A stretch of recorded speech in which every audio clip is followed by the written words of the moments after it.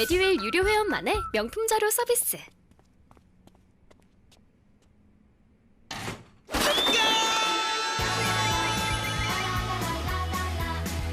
고퀄리티 명품 자료의 혜택.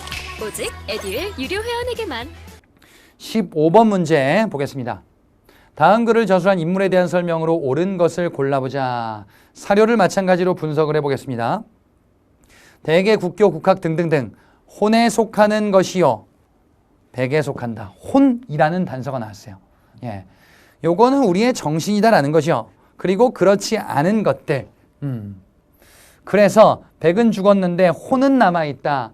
우리의 혼을 강조하네요. 예, 역사는 혼, 정신이기 때문에 이를 지켜나가자. 혼이라는 키워드는 박은식이 강조했었던 우리의 민족 정신입니다. 예, 박은식에 해당하는 내용을 골라주시면 됩니다. 신채호와 박은식은 일제강점기 문화편에서 상당히 중요한 민족주의 역사학자들이에요. 신채호는 낭가를 강조했고 박은식은 혼을 강조합니다. 예, 신채호는 우리 민족 정신을 강조하면서 조선사 연구초, 조선 상고사 이런 글을 작성하고요. 박은식은 한국 독립운동 지열사, 한국 통사와 같은 글을 작성하면서 일제의 식민사관에 대항했었어요. 자, 박은식을 골라라라는 문제입니다. 1번, 유교 구신론 발표에서 유교 개혁을 주장했다. 박은식의 대표 활동 중에 하나입니다.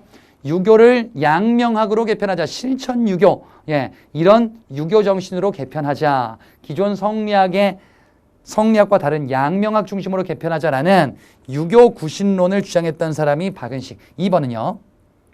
조선심을 강조하면서 역사 대중화를 위해서 노력했다. 조선심은 문일평이 강조했었던 역사 정신이에요. 예, 그래서 박은식은 혼이고 다른 학자들의 키워드들이 다를 수 있다. 문일평은 조선심, 그리고 정인보는 어리죠.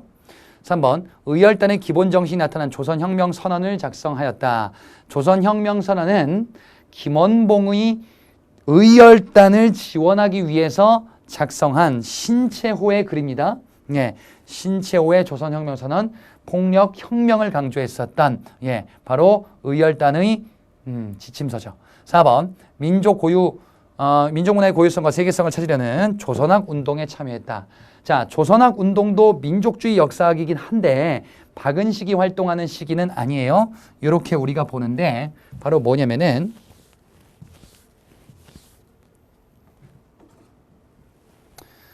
박은식, 신채호, 그리고 정인보, 문일평, 안재홍, 이 사람들이 다 일제 때 활약했었던 민족주의 역사학자들이거든요. 근데 조선학 운동은 조선의 역사를 재조명해보자라는 30년대 운동이에요. 이들에 의해서 전개됐었던 운동입니다. 예, 박은식이 1910년대, 20년대 활동하다 20년대 중반에 돌아가실 거예요. 신채호도 그쯤까지만 주로 활동합니다. 예, 그래서 이분들이 조선학 운동을 전개했었던 민족주의 역사학자고 박은식과 신채호는 조선학 운동에는 참여하지 않았다. 이렇게 구분해서 보셔야 되겠습니다. 16번 문제 보겠습니다. 가라 사건들 발생 순서대로 나열해보자. 다 일제강점기 때 역사적 사실이에요. 가. 조선민족 전선연맹 산하 조선의용대를 창설하였다. 조선의용대는 김원봉이 주도했었던 30년대 말 중국 관내 최초의 군사조직. 30년대 말에 이런 의용대를 창설할 수 있는 군사조직을 만들 수 있었던 배경은 30년대 후반쯤에 일제가 중국을 치는 중일전쟁에 발발하기 때문에 중국이 우리를 후원하고 인정해주는 폭이 좀 더 넓어졌구나. 30년대 후반이에요. 대한독립군단이 자유시에서 참변을 당했다. 요거는 만주에 있었던 독립군의 1920년대 활동이죠. 1920년대 우리 독립군이 소련 자유시 지역으로 넘어갔다가 적세군의 피해를 받은 자유시 참변을 당하게 되네. 1920년대죠. 그리고 우리는 만주로 돌아와서 3부를 조직하게 됩니다. 다 한국 독립군이 한중연합작전 쌍성보에서 전투를 전개했다. 자, 지청천이 이끈 한국 독립군, 쌍성보 전투, 대전자령 전투, 사도하자 전투 등등등. 이는 30년대 초에 한중연합작전 만주에서 있었던 일이죠. 라는 한국광복군 조직 1940년대로 접어들면서 대한민국 임시정부가 충칭에 정착한 이후의 일이다. 그래서 가장 나중은 40년대고, 자, 20년대가 하나 있고요. 자유시참변 당한 이후에 3부를 조직하고 그 3부가 통합운동을 전개해서 그 중에 하나가 한국독립군으로 발전하고 30년대 초의 활동으로 이어지죠. 나다. 그리고 30년대 후반부에 김원봉의 조선의용대, 그리고 40년대로 접어들면서 대한민국 임시정부의 정규군 한국광복군이 조직되게 되고, 나중에 김원봉이 조선의용대 일부를 이끌고 한국광복군에 편입하게 되는 모습을 공부하셨을 겁니다. 그래서 순서를 나, 다, 가라 이렇게 연결해 주시면 되겠습니다. 17번 문제 가보겠습니다. 가나자로 연탄 사건 사이에 있었던 사실 골라보자. 아닌 것을 골라보시면 되겠어요. 가에 보니까 우리 국모의 원수를 생각했대.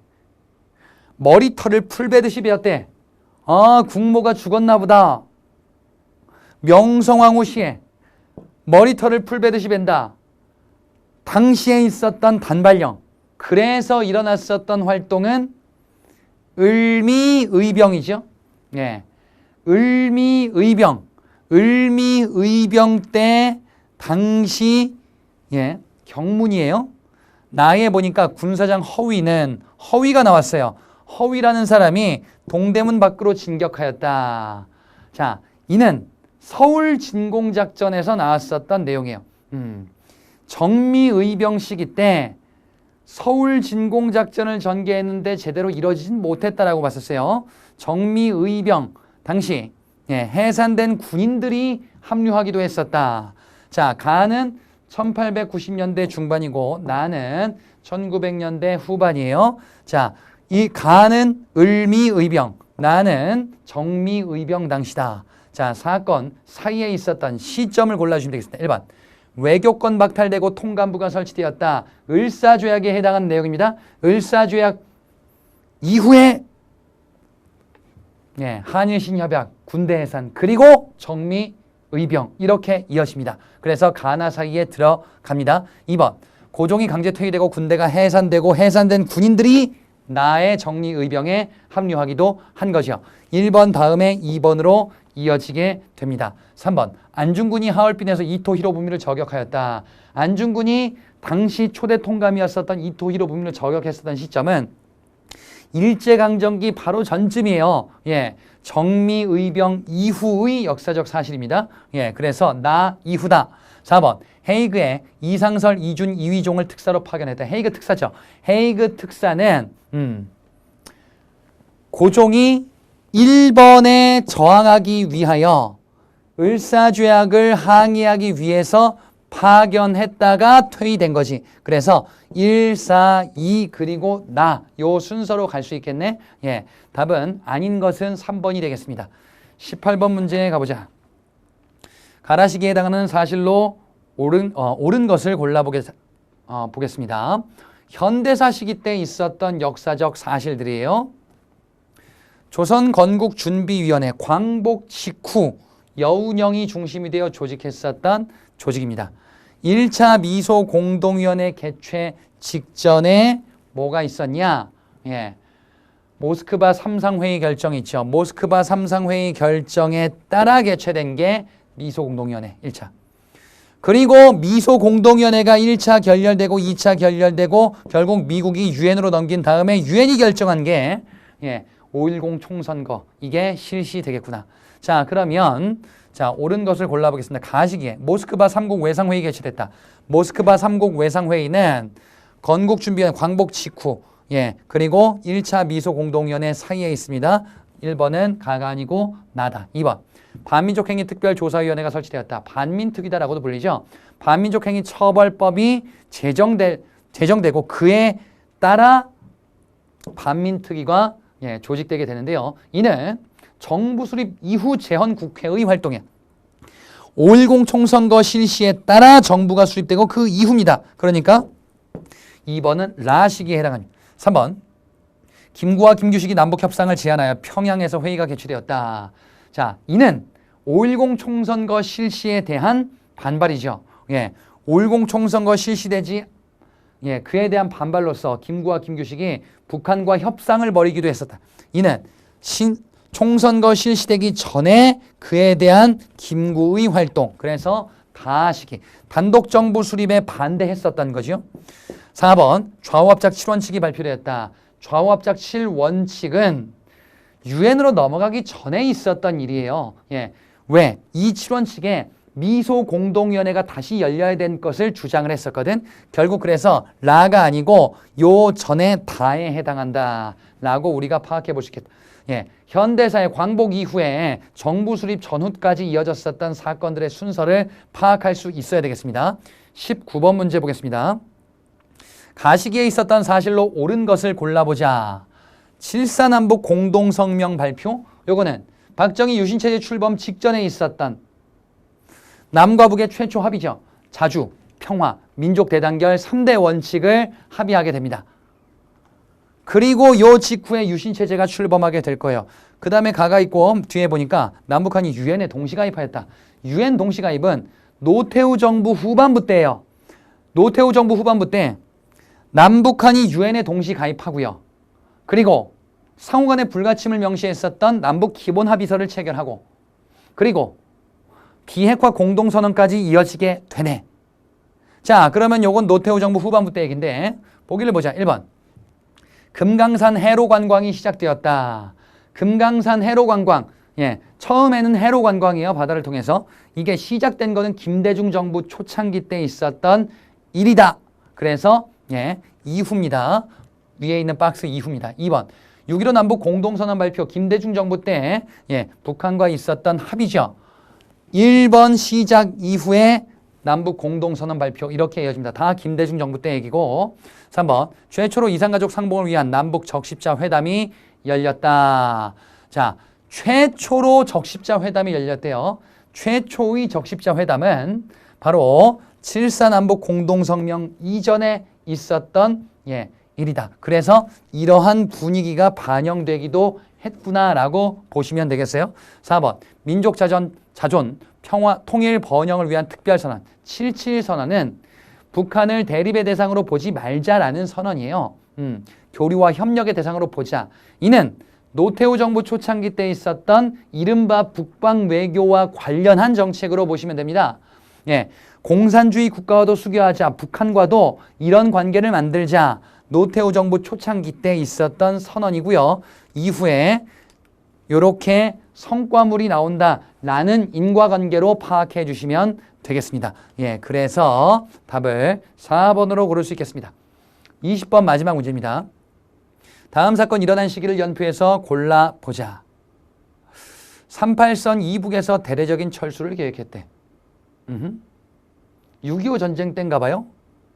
두 번째 점에 흥남부두에서 모든 선박동원에서 해상으로 철수를 시작하였다. 흥남 철수작전. 6.25 전쟁 중에 있었던 사건이죠. 중국군의 개입으로 우리가 압록강 근처까지 진격했다가 대대적인 철수를 단행하게 되네요. 이게 흥남 철수작전이었죠. 6.25 전쟁 중이죠. 6.25 전쟁은 북한의 기습 남침으로 시작돼서 낙동강 방어선까지 후퇴했다가 인천 상륙작전이 성공을 거두면서 북진을 거듭했습니다. 하지만 중국군의 개입으로 후퇴하면서 흥남 철수작전으로 이어졌었죠. 그리고 지금의 휴전선 인근에서 교착 상태에 빠지고 휴전 협상을 전개합니다. 제가 지금 말씀드린 내용이 6.25 전쟁 때의 전선 이동 과정이에요. 그러면 언제냐? 자, 북한군 남침 시작 직후에 우리가 후퇴 그러다가 반격 시작 인천 상륙작전. 평양 탈환을 하고 대동강 근처까지, 압록강 근처까지 쭉 진격을 했다가 이제 후퇴하는 것이, 중국군의 개입으로 후퇴하면서 압록강 근처에서 이제 흥남 철수작전으로 또 이어지겠죠. 예, 그래서 답은 4번의 라 시기가 되겠습니다. 자, 이렇게 20문제를 우리가 마무리했습니다. 예, 다음 강에서 뵙도록 하겠습니다. 수고하셨습니다.